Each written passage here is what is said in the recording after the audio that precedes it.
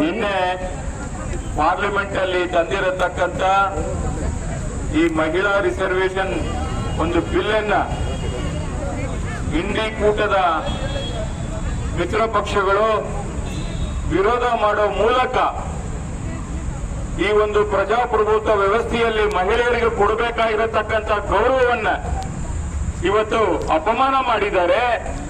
ಇವತ್ತು ಮಹಿಳೆಯರಿಗೆ ಏನು ಒಂದು ರಾಜಕೀಯ ಪ್ರಾತಿನಿಧ್ಯವನ್ನ ಕೊಡಬೇಕು ಅಂತ ಹೇಳಿ ಸನ್ಮಾನ್ಯ ದೇವೇಗೌಡರು ಸಾಹೇಬರು ಅವರು ಪ್ರಧಾನಮಂತ್ರಿ ಇದ್ದಾಗಲೇ ಆ ಒಂದು ಬಿಲ್ ಅನ್ನು ತರಬೇಕು ಅಂತೇಳಿ ಅದಕ್ಕಾದಂತ ಪ್ರಾರಂಭಗಳನ್ನ ಅವರ ಒಂದು ಅವಧಿಯಲ್ಲಿ ಮಾಡಿರತಕ್ಕಂಥದ್ದು. ಮತ್ತೆ ಅವರ ಕಣ್ಣು ಮುಂದೆನೆ ಮತ್ತೊಮ್ಮೆ ಅವರು ಪಾರ್ಲಿಮೆಂಟ್ ರಾಜ್ಯಸಭೆಯಲ್ಲಿ ಇದ್ದಾಗಲೇ ಈ ಬಿಲ್ ಅನ್ನ ಪಾಸ್ ಮಾಡಿಸಬೇಕು ಅಂತ ಹೇಳಿ ನಮ್ಮ ದೇಶದ ಮಾನ್ಯ ಪ್ರಧಾನಮಂತ್ರಿಗಳಾದಂತ ಸನ್ಮಾನ್ಯ ನರೇಂದ್ರ ಮೋದಿಜಿಯವರು ಬಹಳಷ್ಟು ಯೋಚನೆ ಮಾಡಿ ಈ ಬಿಲ್ ಅನ್ನು ತಂದು ಮಹಿಳೆಯರ ಮನಸ್ಸಲ್ಲಿ ಸದಾ ಅವರು ಇರಬೇಕು ಅಂತ ಹೇಳಿ ಒಂದು ದೊಡ್ಡ ಸಾಹಸಕ್ಕೆ ನಿನ್ನೆ ಏನು ಕೈ ಹಾಕಿದ್ರು. ಅದಕ್ಕೆ ಈ ಇಂಡಿ ಕೂಟದ ಅಧ್ಯಕ್ಷರು ಮತ್ತು ಪಾಪು ಅಂತ ಏನ್ ನಾವೆಲ್ಲ ಕೂಡ ಕರಿತೀವಿ ಸನ್ಮಾನ್ಯ ರಾಹುಲ್ ಗಾಂಧಿ ಅವರು ಏನು ಇದನ್ನು ವಿರೋಧ ಮಾಡಿ ಏನು ಅವರ ಮಿತ್ರ ಪಕ್ಷಗಳು ಕೂಡ ಸೇರಿ ಇವತ್ತು ಆ ಬಿಲ್ ಅನ್ನ ತಿರಸ್ಕಾರ ಮಾಡಿದ್ದಾರೆ. ಅದಕ್ಕೆ ಜನ ಮುಂದಿನ ದಿನಗಳಲ್ಲಿ ಮಹಿಳೆಯರಿಗೇನು ಚುನಾವಣೆ ಬರ್ತಾ ಇದೆ 5 ರಾಜ್ಯಗಳ ಚುನಾವಣೆಯಲ್ಲಿ ತಕ್ಕ ಪಾಠವನ್ನ ಕಲಿಸಿ ನಿಮ್ಮನ್ನ ಮನೆ ಕಳಿಸೋ ಮೂಲಕ ಜನ ಉತ್ತರ ಕೊಡ್ತಾರೆ ಅಂತೇಳಿ ಈ ಸಂದರ್ಭದಲ್ಲಿ ನಾನು ಹೇಳಲಿಕ್ಕೆ ಬಯಸ್ತಾ ಇದ್ದೇನೆ.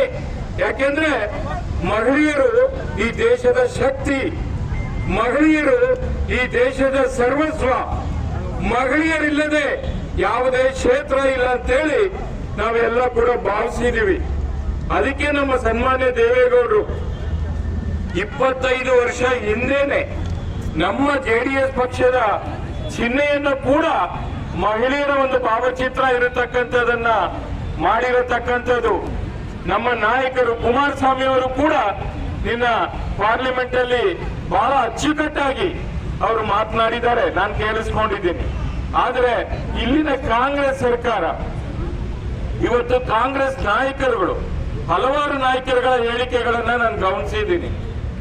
ಏನೋ ಒಂದು ನೆಪ ಓಡಿ ಇವತ್ತು ಏನೋ ಡಿಲಿಮಿಟೇಷನ್ ಬಿಲ್ ತಂದ್ರು, ಚರ್ಚೆ ಮಾಡಿಲ್ಲ, ಅದಕ್ಕೆ ತರಾತುರಿಯಲ್ಲಿ ತಂದ್ಬಿಟ್ರು, ನಾವು ಮಹಿಳೆಯರ ವಿರೋಧ ಅಲ್ಲ, ನಾವು ಅದಕ್ಕೆ ಅದನ್ನ ನಾವು ತಿರಸ್ಕಾರ ಮಾಡಿದೀವಿ ಅಂತೇಳಿ ನೀವು ಏನೇ ಹೇಳಿದ್ರು ಕೂಡ ಮಹಿಳೆಯರು ನಿಮಗೆ ಕ್ಷಮೆ ಯಾಚಿಸಲ್ಲ, ನಿಮಗೆ ಬುದ್ಧಿ ಕಳಿಸ್ತಾರೆ. ಇವತ್ತು ರಾಜಕೀಯವಾಗಿ ಎಲ್ಲೋ ಒಂದ್ ಕಡೆ ಮಹಿಳೆಯರು ಬೆಳೆದು ಬಿಟ್ರೆ ತಮ್ಮ ಅಸ್ತಿತ್ವವನ್ನ ಕಳ್ಕೋಬೇಕಾಗುತ್ತೆ ಅಂತೇಳಿ ನಿಮ್ಗೆ ನಡಕ ಶುರುವಾಗಿದೆ ಅಂದ್ರಿ ಕಾಂಗ್ರೆಸ್ ನಾಯಕರುಗಳಿಗೆ. ನಿಮ್ಮ ನಾಯಕಿ ಕೂಡ ಒಬ್ಬರು ಮಹಿಳೆಯರು, ನಿಮ್ಮ ಸೋದರಿ ಕೂಡ ಒಬ್ಬರು ಮಹಿಳೆಯರು. ಅವರು ಮಾತ್ರ ಆಸಕ್ತಿ ಇದೆ, ಅವರು ಮಾತ್ರ MP ಆಗ್ಬೇಕು, ಸಾಮಾನ್ಯ ಮಹಿಳೆಯರು ಆಗ್ಬಾರ್ದಾ? ಹೇಳ್ಬೇಕಾಗ್ತದೆ. ಇವತ್ತು ಸಿದ್ದರಾಮಯ್ಯನವರು ನಾವು ಪಂಚ ಗ್ಯಾರಂಟಿಯನ್ನ ತಂದುಬಿಟ್ಟಿದೀವಿ, ಮಹಿಳೆಯರಿಗೋಸ್ಕರ ಶಕ್ತಿ ಯೋಜನೆ ಕೊಟ್ಟಿದ್ದೀವಿ, 2,000 ರೂಪಾಯಿ ಅಕೌಂಟ್ಗೆ ಹಾಕ್ತೀವಿ ಅಂತೇಳಿ ಅವ್ರನ್ನ ಮುಂದಿನ ದಿನಗಳಲ್ಲಿ ಬೆಳೀಲಿಕ್ಕೆ ಬಿಡ್ತಾ ಇಲ್ಲ ಕಣ್ರಿ ನೀವು. ಯಾವ ಒಂದು ನೈತಿಕತೆ ಇದೆ ನಿಮ್ಗೆ? ಕಾಂಗ್ರೆಸ್ ಪಕ್ಷದವ್ರಿಗೆ ಮಾನ ಮರ್ಯಾದೆ ಏನಾದ್ರು ಇದ್ದಿದ್ರೆ ನೀವು ನರೇಂದ್ರ ಮೋದಿ ಅವರು ಒಳ್ಳೆ ಕಾರ್ಯಕ್ರಮ ಮಾಡ್ತಾ ಇದ್ದೀರಿ, ಬನ್ನಿ ನಿಮ್ ಜೊತೆಲಿ ನಾವು ಕೈ ಜೋಡಿಸ್ತೀವಿ ಅಂತೇಳಿ ನಿನ್ನೆ ಹೋಟೆಲ್ ಪಾಲ್ಗೊಂಡು ಆ ಬಿಲ್ ಅನ್ನ ಪಾಸ್ ಮಾಡಿ ಇವತ್ತು ಇಡೀ ದೇಶಾದ್ಯಂತ ಸಂಭ್ರಮಾಚರಣೆ ಮಾಡಬೇಕಾಗಿತ್ತು. ಅದನ್ನ ಬಿಟ್ಟು ಇವತ್ತು ಜನರ ಮುಂದೆ ಬೆತ್ತಲಾಗಿ ನಿಂತಿದ್ದೀರಿ ಇಂಡಿ ಕೂಟದವರು. ಅದಕ್ಕೆ ನೀವು ಉತ್ತರ ಇಲ್ಲ.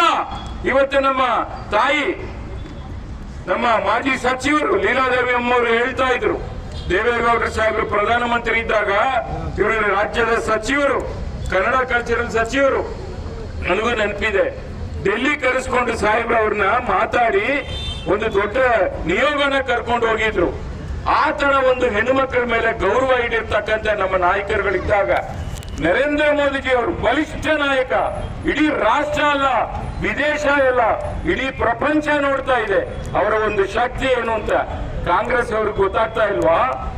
ಏನಕ್ಕೋಸ್ಕರ ನೀವು ಈ ತರ ಒಂದು ನಾಟಕ ಮಾಡಿದ್ರಿ ನಿನ್ನೆ? ನಿಜವಾಗ್ಲೂ ಕೂಡ ಇದನ್ನ ಮಹಿಳೆಯರು ಯಾವುದೇ ಕಾರಣಕ್ಕೂ ಬಿಡಲ್ಲ.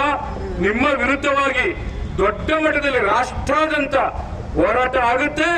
ನೀವು ರಾಜಕೀಯ ಪ್ರಾತಿನಿಧ್ಯ ಇರ್ಬೋದು, ಮಹಿಳೆಯರ ಹಕ್ಕು ಇರ್ಬೋದು, ಎಲ್ಲವನ್ನೂ ಕೂಡ ಕೊಡುವಂತ ಕೆಲಸವನ್ನ ನಮ್ಮ ಜೆಡಿಎಸ್ ಪಕ್ಷ NDA ಮೈತ್ರಿಕೂಟದ ಪಾರ್ಟ್ನರ್ ಆಗಿ ಎಲ್ಲಾ ಕಡೆ ನಾವು ಹೋಗ್ತೀವಿ, ಹೋರಾಟ ಮಾಡ್ತೀವಿ ಅಂತೇಳಿ ಈ ಸಂದರ್ಭದಲ್ಲಿ